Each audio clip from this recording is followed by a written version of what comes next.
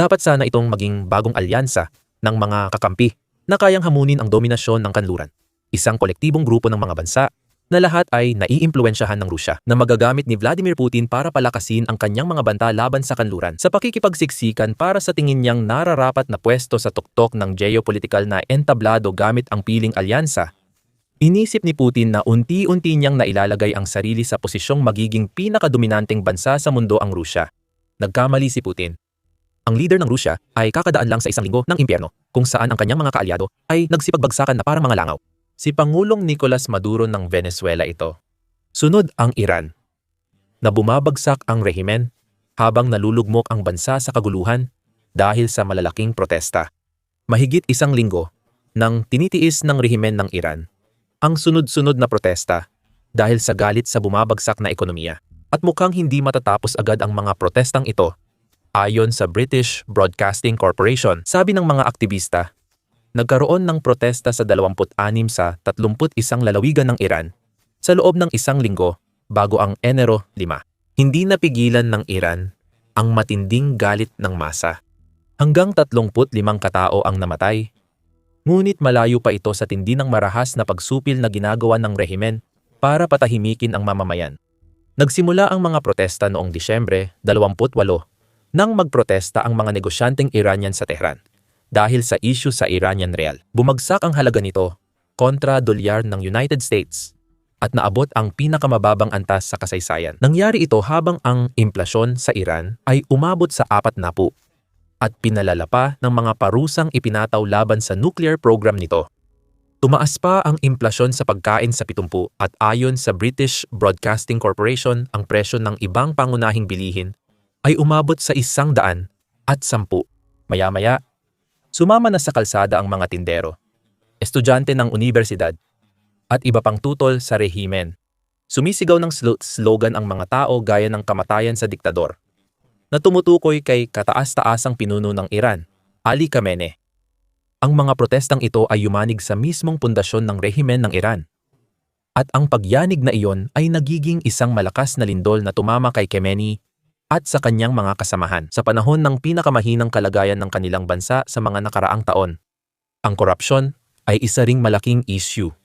Ayon sa ulat ng British Broadcasting Corporation, lalong tumaas ang galit ng publiko dahil sa mga high-profile na kasong korupsyon ng mga opisyal at pamilya nila sa korte ng Iran. May paniniwala, ayon sa ulat, na ang ilang elite ay sinasamantala ang krisis.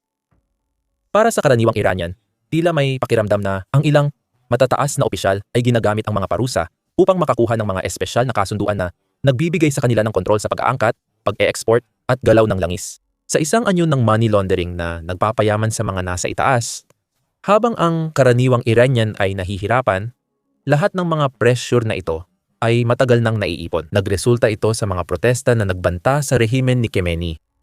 Hindi ito ang unang protesta ng mga Iranian laban sa kanilang mga pinuno.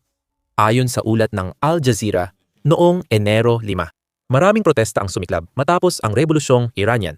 Libo-libo ang nagmartsa mula 1,900 hanggang late 1,900 dekada. Nagkaroon ng mga protesta ng mga estudyante at mga reformista noong 1,900 at sa unang bahagi ng 2,000 na sinundan naman ng mga protesta ng Green Movement ng Iran noong 2,000 at 2010. Ang pag-aaklas ni Masha Amini noong 2022 ay nagdulot ng bagong protesta. Galit na ipinahayag ng mga Iranian dahil sa pagkamatay niya sa kustodya ng pulisya. Ngunit ang kasalukuyang matinding protesta, pinakamalakas mula noong Amini Uprising, ay tila kakaiba. Maaaring pareho pa rin ang ilang mukha ng mga tao gaya ng dati, pero tila wala ng lakas ang rehimen ng Iran para patahimikin ang mga gustong alisin si Khamenei. Muling nangyayari ngayon ang mga pag-aaklas na dati nang nagdulot ng maraming namatay at inaresto at halos hindi mapigilan. Ang malaking tanong ay bakit? Nagbigay ang Iran International ng ilang sagot sa ulat noong Enero 2 na naglahad ng pananaw ng mga eksperto na inilantad ng mga protesta ang rehimen na maaaring bumagsak. Sabi ng ulat, naniniwala ang ilang eksperto na magdudulot ang mga protesta ng paghina ng pamumuno ng rehimen ng Khmer, na hindi maiiwasang magdudulot sa tuluyang pagbagsak ng buong sistemang itinayo ng pinakamataas na pinuno ng Iran para sa kanyang sarili. Ang mga problemang pang-ekonomiya na natalakay mo na ang magiging dahilan ng pagbagsak na iyon. Ayon kay Dani Sitranovich, dating pinuno ng sangay ng Iran ng militar na intelihensya ng Israel, hirap ang rehimen ng Khmer dahil hindi nito masolusyonan ang mga problemang pang-ekonomiya. Ayon kay Sitranovich, ang problema ng rehimen ay wala itong mabilisang solusyon sa mga isyung pang-ekonomiya ng Iran. Ayon sa eksperto sa intelihensya, anumang pansamantalang solusyon na ipatupad ay hindi masyadong makakatulong dahil mananatili pa rin ang problema. Isa pang eksperto, si Alex Fatanka mula sa Middle East Institute, ay nagdagdag pa. Ipinapakita rin ng saloobin ng mga elitista sa Iran na wala silang ganang harapin ang mga nangyayari sa lansangan. Hindi ko pa nakita ang ganitong kawalang pag-asa sa rehimeng Iranian, sabi ni Fatanka. Maaaring magtulak ang kawalang pag-asa sa Iran na mas lumapit sa pagbabago ng rehimen habang nagsisimulang mag-unahan ang mga elite ng bansa sa isa't isa upang ayusin ang mga panloob na alitan. Maaaring magdulot ito ng mga pagkakamali na lalo pang magpapalala sa umiiral ng kaguluhan. Ayon kay Daniel M. Rosen ng The Jerusalem Post, noong Enero 4 hindi lang ekonomiya ang dapat alalahanin ng rehimen ng Iran. Ipinapahiwatig nito na nawala na ang pangunahing ideolohiya ng rehimen at kasabay nito ay nawala na rin ang suporta ng masa at marahil pati na rin ang suporta ng militar ng Iran. Parang huwad na propeta ang sandaling ito. Walang laman ang pangakong kaligtasan. Matagal nang binibigyang katwiran ng pamahalaan ng Islamikong Republika ang mga sakripisyong hinihingi sa mamamayan, tulad ng dugo at hirap sa ekonomiya, bilang ambag sa mas mataas na layunin. Ayon kay Rosen, ang Islamismong ideolohiya ay kayang wasakin ang Israel at hamunin ang kanluran. Lahat ng sakripisyong hinihingi ng rehimen ni Khamenei ay hindi pa nababayaran. Hindi mas hamon ang Iran sa kanluran kaysa dati. Kung tutuusin, mas mahina pa ito, na pinatunayan ng mga problemang pang-ekonomiya ng bansa at ng ganap na kabiguan ng Iran na ipagtanggol ang sarili laban sa pinagsamang pag-atake ng Israel at United States sa himpapawid. Noong 2025, paulit-ulit na pinagtatalunan ng outlet na napatunayan ng rehimen ni Khamenei na peke ang sarili nitong mga pahayag.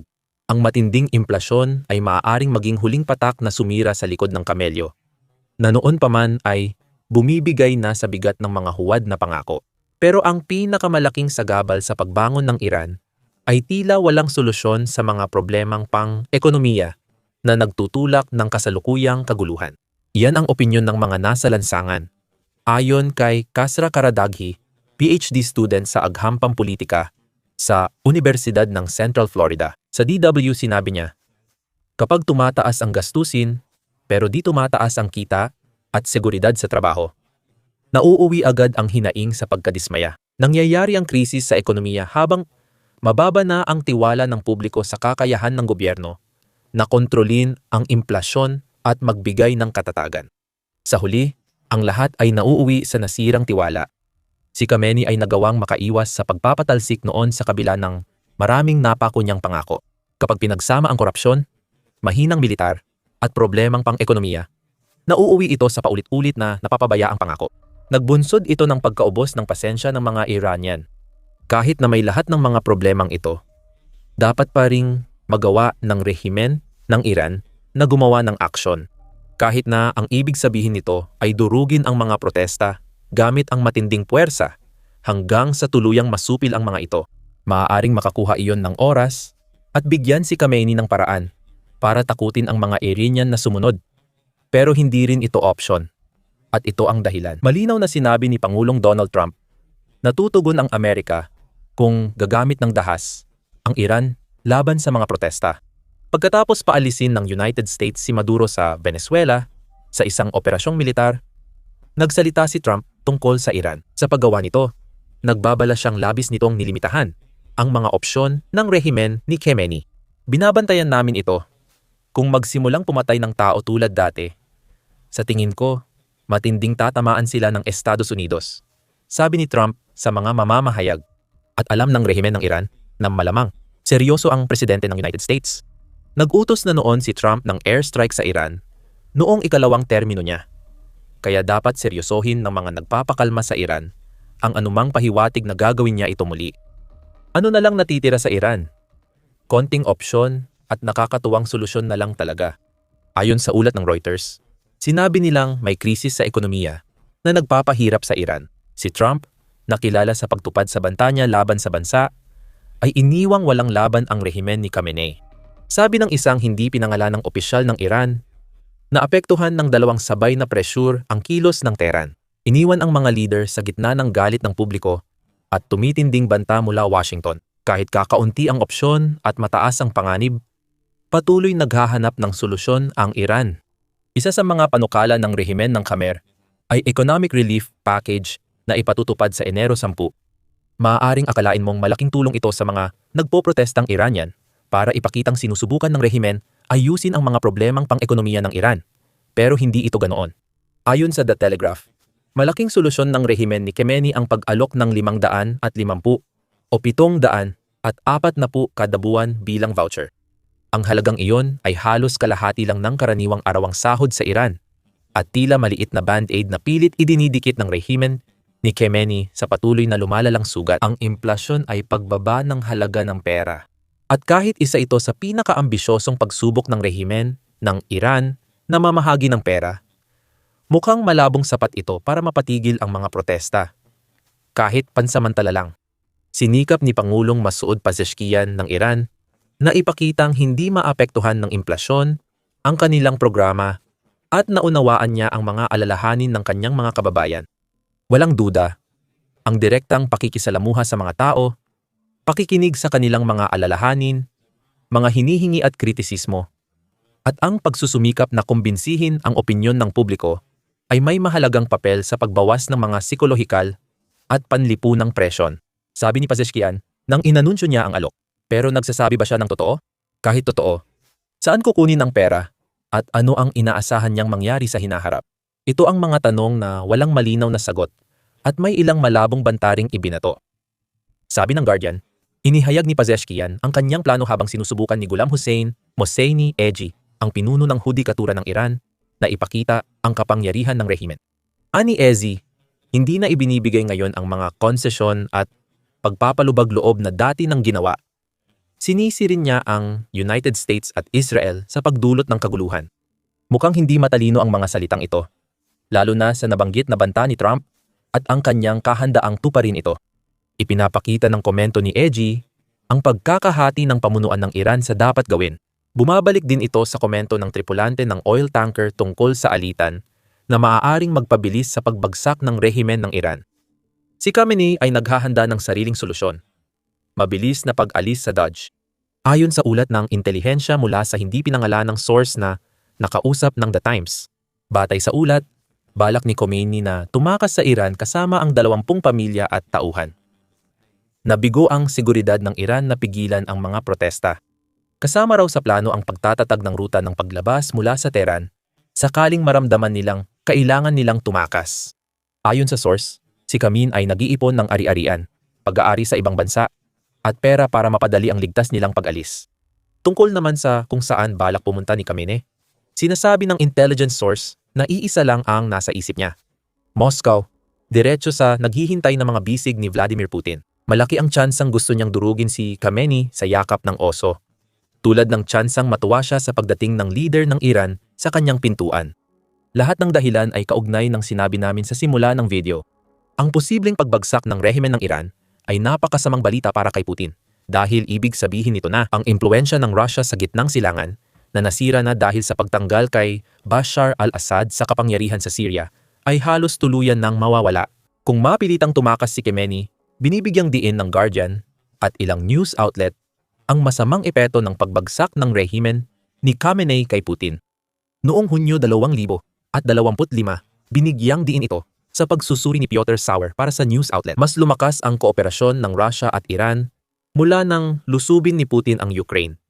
Ngunit hindi pa direktang nag-aarmas ang Russia sa Iran maliban sa bentahan ng armas. Malugod nitong tinanggap ang mga Shahid drone at nakinabang sa tulong ng mga Iranian instructor na nagturo sa Russia gumawa ng sariling kopya ng Shahid.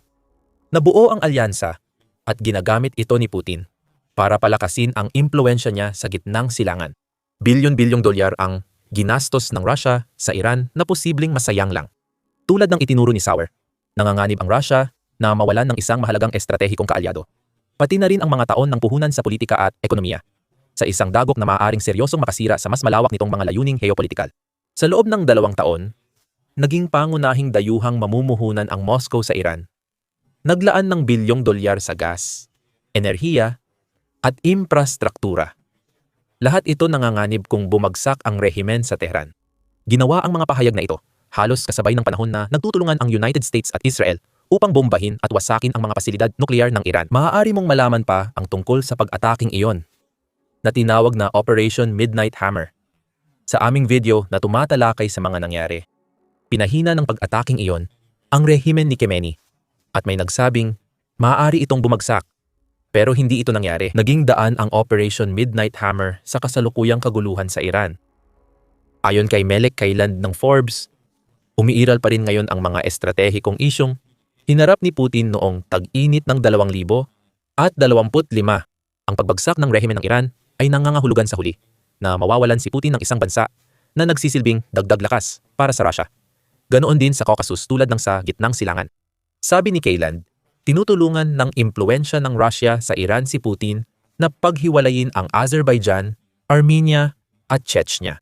Mahalaga ito para mapigilan ang ibang bansa na impluwensyahan ang mga bansang hawak ng Russia. Napakahalaga ng impluwensyang ito para kay Putin, kaya't ang Russia, kasama ang China, na may sarili ring interes sa Iran, ay hindi maaring payagan ang pagpapalit ng rehimen sa Iran. At tiyak na hindi nila maaaring payagan ang isang pagbabago na magdudulot sa Iran na bumuo ng anumang katulad ng demokrasya na gaya ng sa kanluran. Maaring wala ng pagpipilian si Putin. Kung di mapigilan ng Khmer ang protesta, walang tiyak na mangyayari kapag bumagsak ang rehimen. Pwedeng subukan ng United States impluwensyahan ang Iran gamit ang lakas nito at alyansa sa Israel para hikayatin ang Iran na magtayo ng gobyernong pabor sa United States. Kahit ano ang mangyari, maaaring hintayin na lang ng United States na bumagsak ang Iran sa kaguluhan at mawala ito bilang manlalaro sa pandaigdigang geopolitika. Mas gusto ito ni Putin dahil ang hindi pakikialam ng kanluran ay makakatulong sa kanya makisama sa susunod na rehimen. Gayunpaman, maaaring tanggihan si Putin dahil sa komplikadong kasaysayan ng Russia sa pagsuporta kay Khomeini, lalo na kung ang taumbayan ang magpapalayas kay Khomeini. May isa pang ikinababahala si Putin habang pinapanood ang protesta sa Iran. Ito ang isang bagay na laging inaalala ni Putin: pera. Dahil sa mas mataas na kooperasyon ng Russia at Iran, nakapasok ang mga kumpanya ng langis ng Russia sa oil field ng Iran.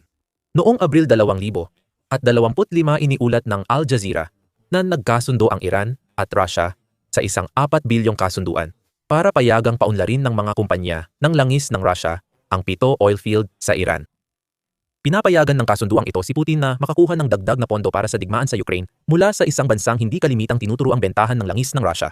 Ayon sa World Population Review, may higit 200 at 8 bilyong bariles ng langis ang reserba ng Iran. Kaya hindi na nito kailangan bumili ng marami kay Putin. Yan ang dahilan kung bakit inilagay ang kasunduang nagkakahalaga ng 4 na bilyon.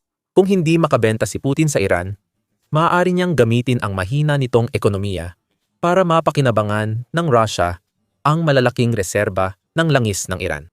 Maaaring mapunta ang perang makukuha sa mga kasunduang ito sa pondo ng digmaan ni Putin at gamitin sa pagbangon ng Russia matapos ang digmaan sa Ukraine. Ang pagbagsak ni Khamenei, kung sakaling mangyari ito, ay maglalagay sa panganib sa mga ganitong kasunduan. Kung anti-Russian ang pumalit sa rehimen ni Khamenei, posibleng hindi nito igalang ang mga dating kontrata. Maaaring mag-udyok ito sa mga kumpanyang langis mula kanluran na tumulong sa oil field development na magpapalakas ng westernisasyon na ayaw ni Putin sa Iran. Tiyak na magiging interesado ang United States kung magbubukas ang mga ganitong kasunduan na may kinalaman sa langis ng Iran. Maaaring ito ang dahilan kung bakit sinasabi ni Trump sa Iran na huwag pumatay ng kahit sino sa gitna ng kasalukuyang mga protesta. Posibleng gustong gampanan ng Amerika ang papel sa maayos na pagpapalit ng rehimen para makakuha ng access sa langis, kasama ang uri ng impluwensya sa gitnang silangan at mga caucus na matagal nang binuo ni Putin. Ang punto ng lahat ng ito ay ang posibleng pagbagsak ng pamahalaan ng Iran ay hindi lang tungkol sa Iran, kundi tungkol din sa Russia, China, Israel, United States, at lahat ng ibang bansa na tinitingnan ang Iran bilang isang kasangkapan para sa kontrol sa gitnang silangan. Magulo ang bansa. Ang plano ni Putin para sa impluwensya ay nakaasa sa rehimen ni Khamenei. Kung magtago sa Moscow ang pinuno ng Iran, dadalhin niya ang pananaw ni Putin para sa gitnang silangan. Ang pagbagsak ng Iran ay nagmarka ng linggong puno ng kamalasan at pagkawala ng impluwensya ng Russia sa Latin America matapos bumagsak ang isa pang diktador. Nahuli ng United States si dating Pangulo ng Venezuela Nicolas Maduro at naghihintay ng paglilitis sa mga kasong isinampa sa labas ng bansa.